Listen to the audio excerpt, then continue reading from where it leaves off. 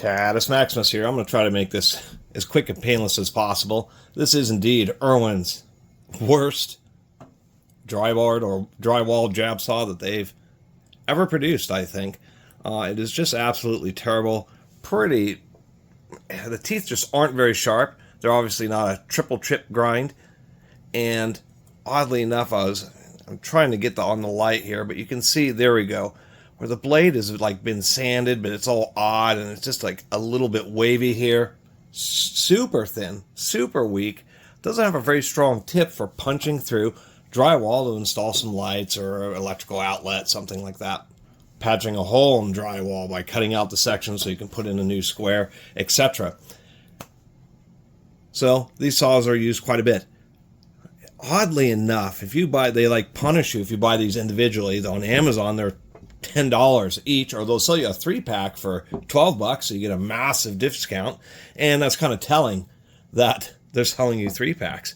I mean, for crying out loud, for $12, I'd even like this Doyle, but I'd just go to Harbor Freight and get the Doyle triple chip. At least it has a multi-position handle and is folding.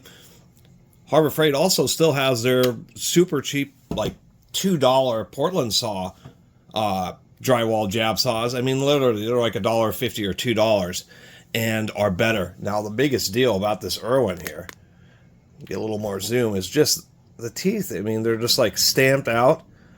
I don't even know if they're hardened. I think it's just going to be maybe they are hardened, but you can see it. So there's discoloration. They are hardened, but I'm sure this is just like a basic carbon steel. Just not very nice. You know, if we take another closer look here at what a triple chip is, we have really sharp bevel angles across 2 different axes. And so these saws work much more effectively. Also, just a really sharp tip, and the blade is a lot thicker.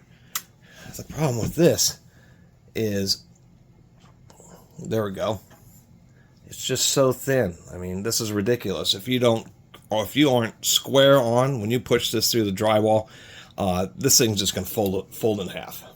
I mean, the only good thing this is good for is like maybe pruning a rose bush, and I think Harbor Freights would even shame this. At least Harbor Freights will be the same quality for 1/3 the price. I mean, it's just ridiculous. Irwin does have like a Pro series, which does have a better blade on it, but if you're going to have a cheap saw like this, which is highly likely to fail, like by folding over, you gotta sell them for super cheap. Don't like punish people, especially when they're buying individual ones. Anyway, thanks for watching. See you next time.